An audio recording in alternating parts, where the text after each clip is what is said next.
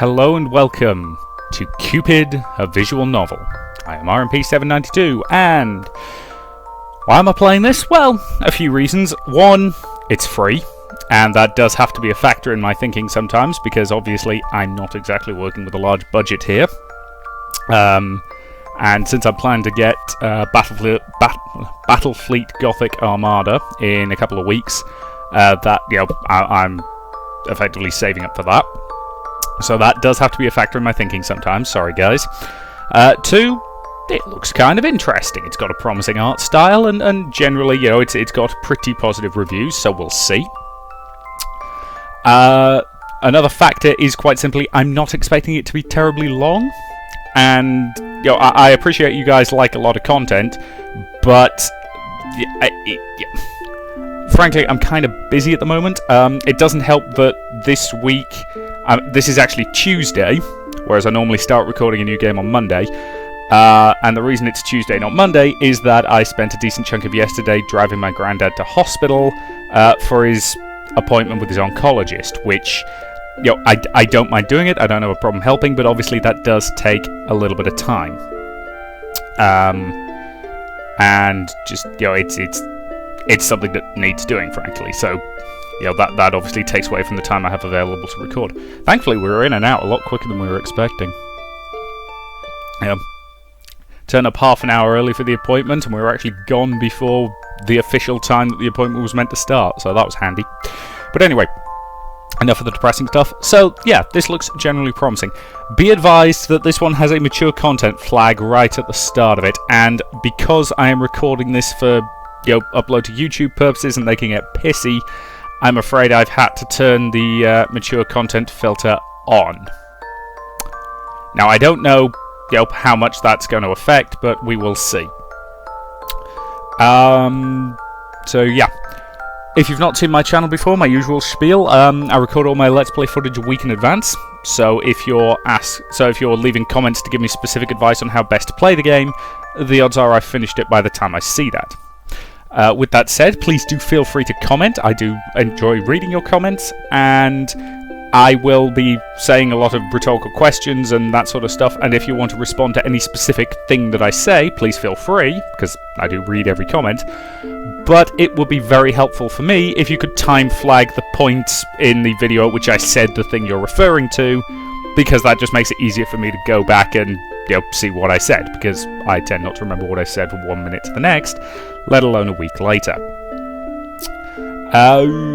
What else? I have a Patreon, that's patreon.com/rmp792. There is a link to that in the description of this video. And if you want to support me, you can, and there's various perks and upgrades you can get from that, up to and including the right to choose what game I'm going to cover, background footage of various things, getting your name in credits, and getting special shoutouts and thanks, like, for example, Lee Maths, who has very kindly been supporting me for quite a while now. So, yeah.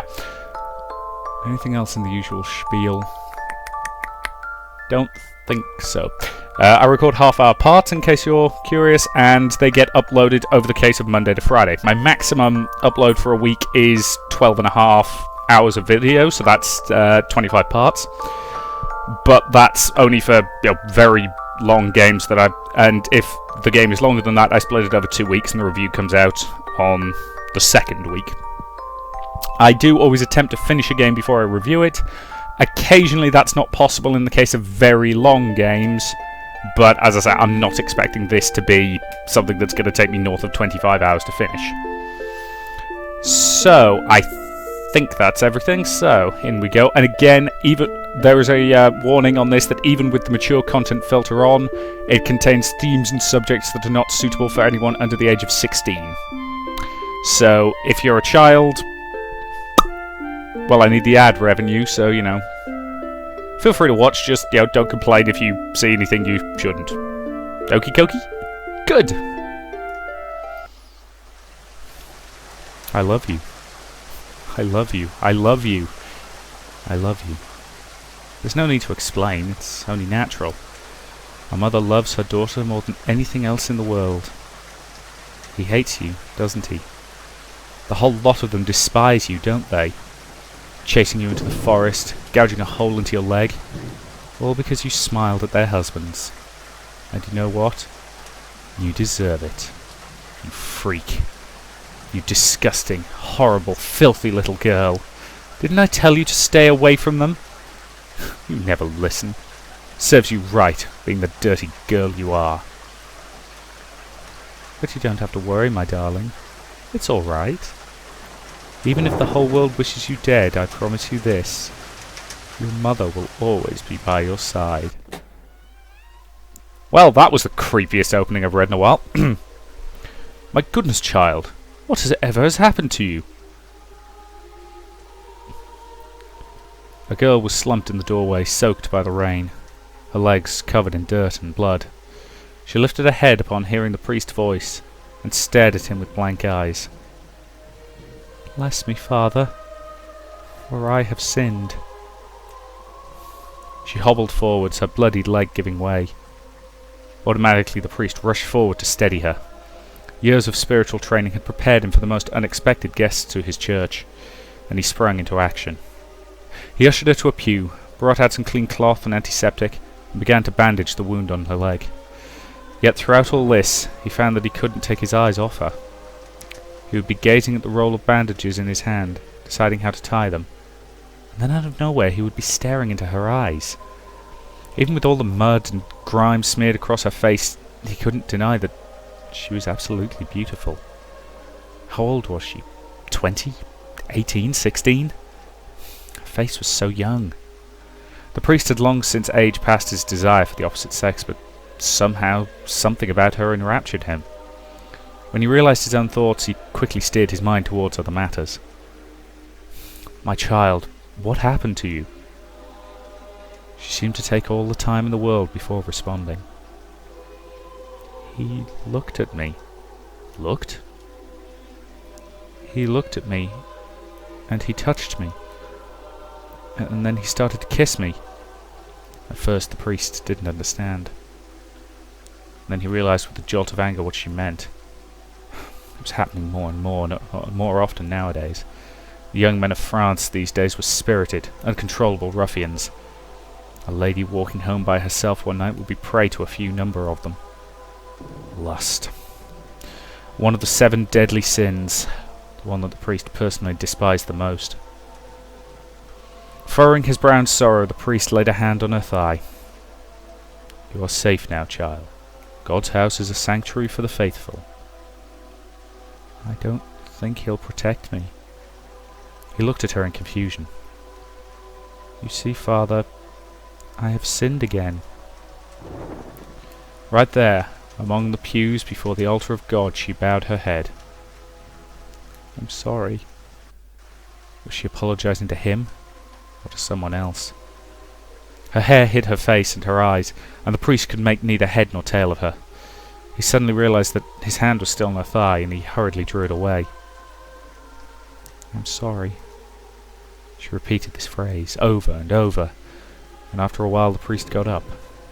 Don't fret, child. You are not to blame. I will contact the local constable, but in the meantime you are free to make yourself at home here. I will fetch you a hot drink. He patted her hand and let her go to the back room. She remained seated on the pew, her head bent forward. And as the priest's footsteps faded away, the entire church fell into silence.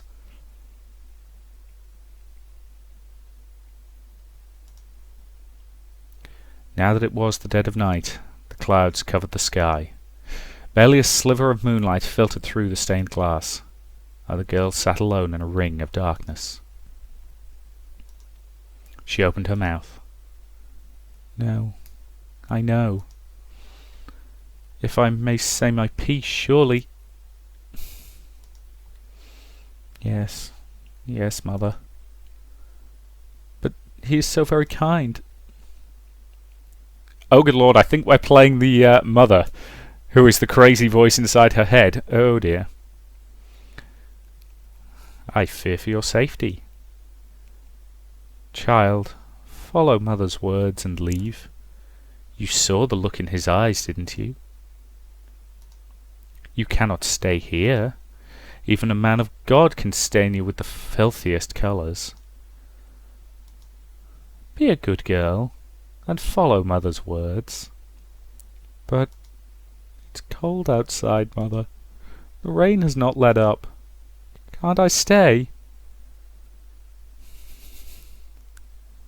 Mother's intuition achievement unlocked. Yes, I think you can stay. I mean, don't get me wrong, I don't exactly have a high regard for... Well, actually, no, that's not true. I don't have a high regard for the institution of the church.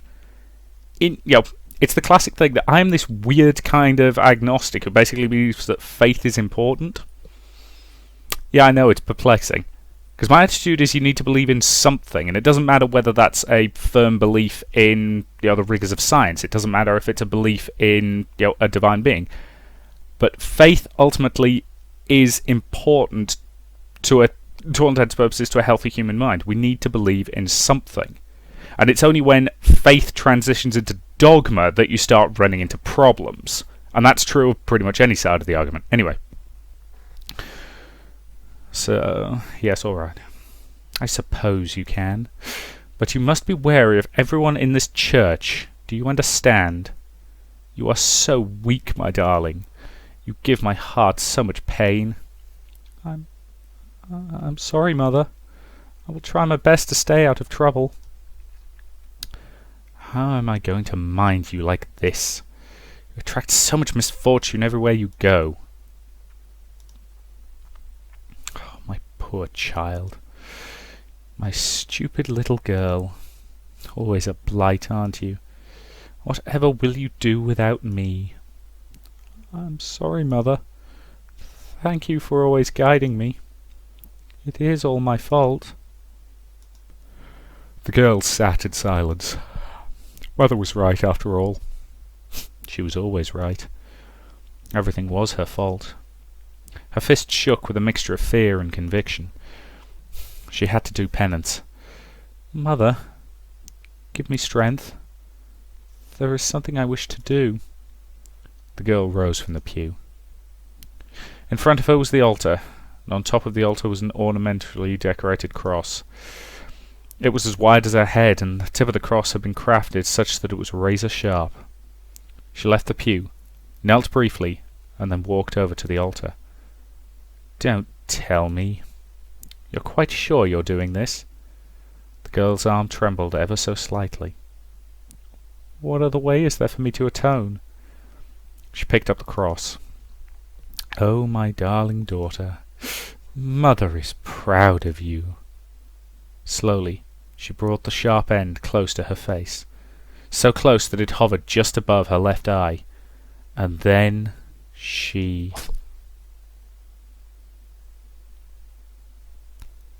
Yeah, this is a cheery game.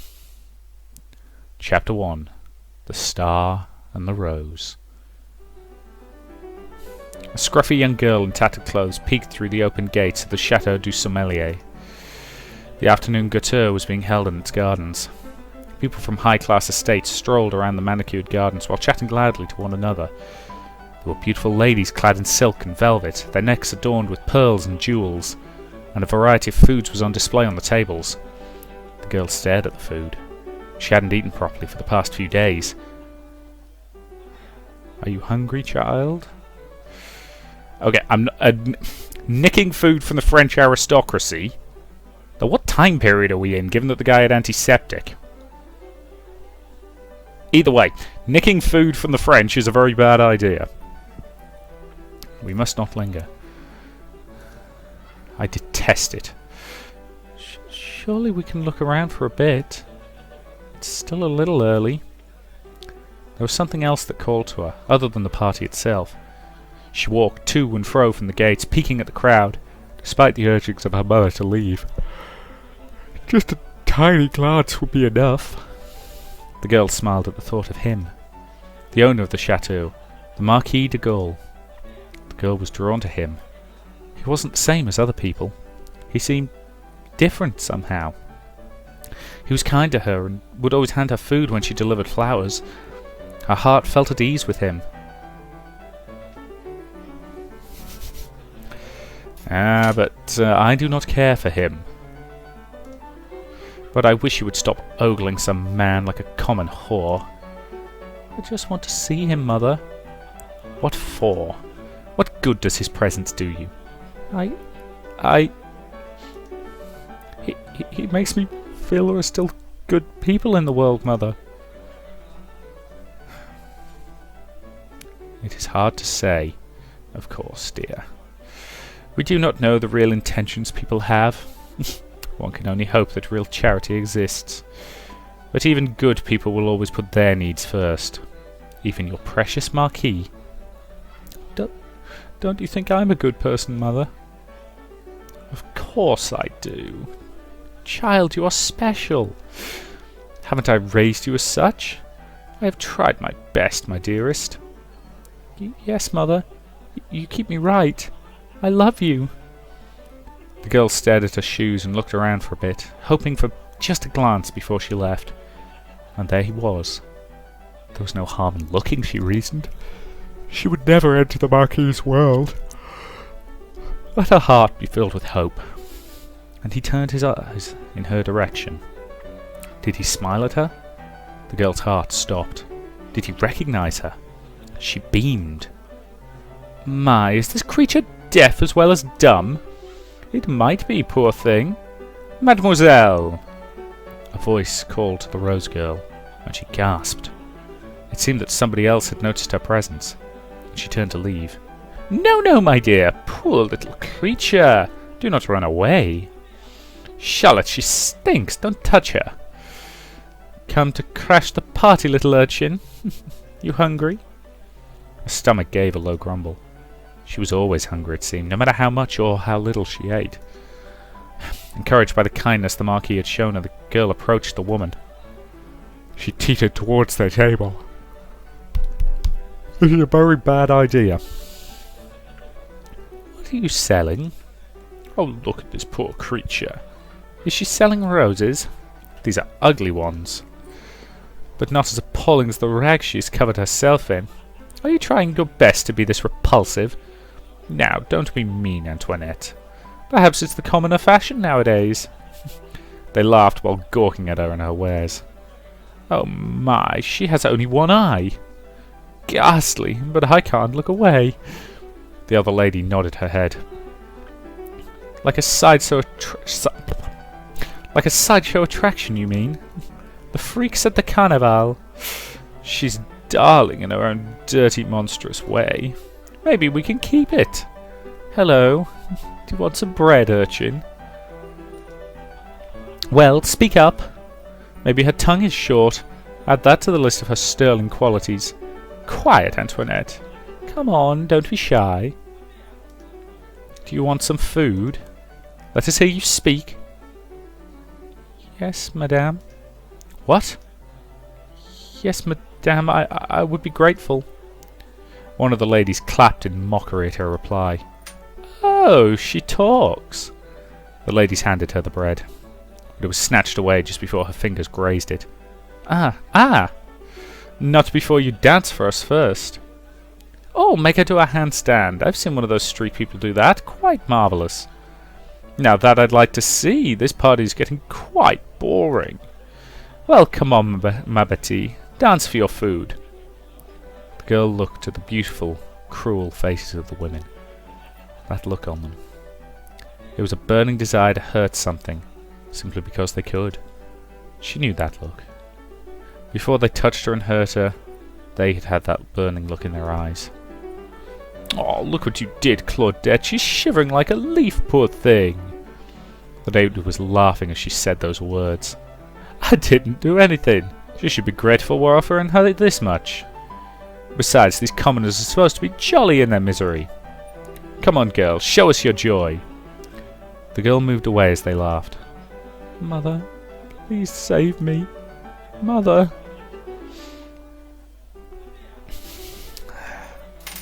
I love the fact our only options are two variants on I told you so.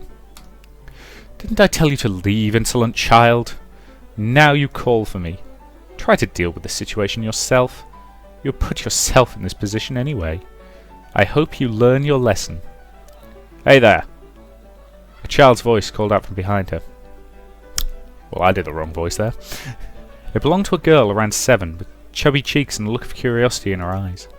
She wore an old blue dress, somewhat patched around the corners, but kept clean and tidy.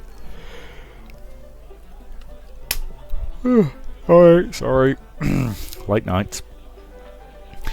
She was not rich, but she had an air as if she owned the ground she stood upon. Another commoner. This party is absolutely teeming with them. The Marquis loves these things. I heard he picks them randomly from the street. Maybe I should get me one too. Do you think it's fashionable abroad, in his birth country, I mean? Persia? No, I heard he was from India. I heard a rumour he's the bastard son of a Greek queen.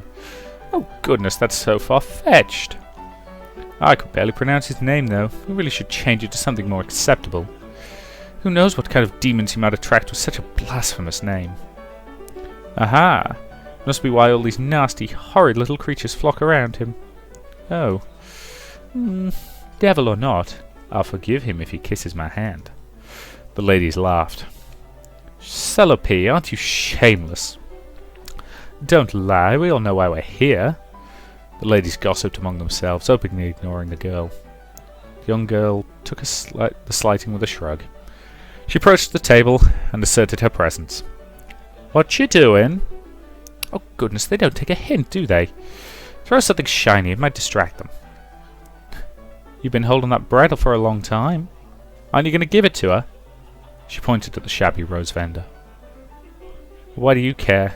You want the bread for yourself? I bet she's hungry too. I know, maybe you should toss the bread and see if they'll fight for it. The ladies laughed to themselves. The girl stared at them with confusion. Her brows furrowed in childlike understanding. And the next thing everyone knew, she had swiped the bread from the woman's hand. Oh my! How rude! Horrible, filthy girl, give that back! The girl sniffed the piece of bread and nibbled at the surface. Yummy, it's still warm. She shoved the bread in the urchin's face. The scrumptious scent of the bread flooded the rose girl's nose. Lick it, the sugared butter tastes good. No, you devil child, give that back! The urchin licked it. Her tongue was coated in sweetness. She stood there, squeezing the taste in her tongue, and the girl grinned at her. She couldn't help but grin back. Sorry, here you go. It's all yours. Ugh, disgusting. Like we're going to eat anything that's been in your filthy mouths. Wow, so this is ours now. Oh, you ladies are so nice. Cheeky little brat. I'll have you thrown out at this party. I'll have you. A young man strode into the commotion. A sweet scent lingered as he passed. The rose girl felt her mouth well up. His presence filled her body almost as if her hunger was abated, and she blushed furiously. What a strange effect he had. Ladies. Oh, Sir Gulliman. What is it with these things and giving me names I can't pronounce properly? Let's face it, I have been doing entire visual novels ever since, on this channel, ever since Lorraine the Amazon Princess, and even that had a name where I'm pretty sure I pronounced it wrong for the entire Let's Play. Oh, Sir Gulliman. I came to check on my esteemed guests. Is everything alright? Are you enjoying yourselves? One of the ladies started fanning herself with obvious annoyance. Well, these little beasts have been harassing us. Yes, my lord. We were just minding our own business when this girl swiped the food off our table. Horrible little nits. The girl stuck out her tongue at them, and a lady wiped her eyes in mock tears. See, look at that. It's absolutely monstrous how these children act around adults now. There is no respect, monsieur. I worry for the next generation. Oh, Charlotte, don't cry. Well, my lord, we would all breathe a little easier if those children were sent on their way. Yes, who knows what kind of mischief they may be up to. They might set fire to the tables, you see. Oh? Or steal our jewellery. In fact, I think my pocket watch is missing. No, how unfortunate. One of the ladies continued her childish wailing. It is, monsieur. It's unfortunate how you allow your important guests to be treated this way. Please deal with these vermins. Throw them out now. Oh, my sweet ladies, I am stricken with grief at your misfortunes. Allow me to offer my heartfelt apologies. Unfortunately, this child is my important guest today, And you are, sad to say, paltry squatters. Excuse me? Madame Charlotte of Montpellier. I don't remember sending you an invite. Sent for you Lady Antoinette of Rennes and Lady Claudette of Lyon. Most people I invite are huge patrons of music. That is why they are here today. They came to listen to Mademoiselle Catherine Louis Paride. She is the 7-year-old piano prodigy who played for the Queen last summer. The man pointed at the girl, busily chewing on her half of the bread. Rose Girl just stared at the unfolding situation. Well, that's... I am sure you were aware of that, were you not? No matter, I am always happy to see you ladies, and it is my pleasure to have you here. But I hope you don't mind giving some of the food away to my townspeople. That is why I keep my gates open. My servers are instructed to serve anyone who passes by, not just my guests. But... Oh, don't fret, my darlings, there is plenty more to be served. The ladies blushed in embarrassment, and one of them began to fan herself even faster. Excuse me. The Marquis walked up to the two girls. The Rose Girl's heart beat so fast it made her head feel light and dizzy. She had never been this close to him, and it made her feel a mixture of fear and elation. Lady Catherine, your father has been looking for you. It is almost time for your performance. The girl looked up at the Marquis and did a little curtsy. My apologies, sire. I didn't mean to cause a clatter. Guilliman chuckled. I saw the whole thing, ma chérie. You put those ladies in your place. They were being mean to her. Guilliman narrowed his eyes at the quiet girl, and she hid behind her basket of roses. She couldn't look at him directly. He was like the sun. It hurt just to be in his presence. Yet there was relief in her heart as he stepped closer to her. I have seen you before, haven't I? The Rose Girl nodded and made a curtsy. I deliver roses to your house sometimes, sire. Yes, the girl with the sweetest face. The Rose Girl blushed. I love your roses, by the way. They stay fresh longer than they should. You've tended to them with love. Thank you, sire. Do you have a name, young lady? What's the matter? It's all right, young lady, if you would rather... Let's call her Rosa. Rosa. It fits her. I think she forgot her name, or she lost it. The Marquis nodded wisely. A valid point. Are you all right with that, Rosa? Yes. Come on, Rosa. You'll watch me play, right? Her eyes darted from the girl to the Marquis. Oh, Sir Gilly doesn't mind. Gilly? He's a really nice to me and my family. And he helps the people around town too. He won't throw you out. The Marquis held his right hand in the air as if swearing an oath. I won't. See? Come on, you're invited now. You're my special guest. There's plenty of food inside too, Rosa. Please help yourself. Thank you, sire. Rosa's coming! Yay! Now this is my first public performance, Rosa. I'm a bit nervous. Catherine scratched her head. What will I do if I make a mistake? Papa will be very upset. The Marquis knelt in front of Catherine and rubbed her shoulders fondly. You won't make a mistake, ma chérie. As long as you put your heart into the keys. Play to touch your audience, and any mistake won't matter. Do you understand? Catherine stared at the Marquis. Not really. The man chuckled. You will, someday. Just play your first song with me in mind, will you? Something you think will make me smile. Guilliman held Catherine's clear young eyes in his gaze. He kissed her hand, and it was covered with sticky sugar breadcrumbs. Catherine blushed. It was the first time she'd looked embarrassed by anything. It would be my pleasure, sir. Catherine trudged up to the wooden podium and walked towards the middle of the stage. You know what, I think that's a good point to end this part. So, thank you very much for watching, and I will see you in the next.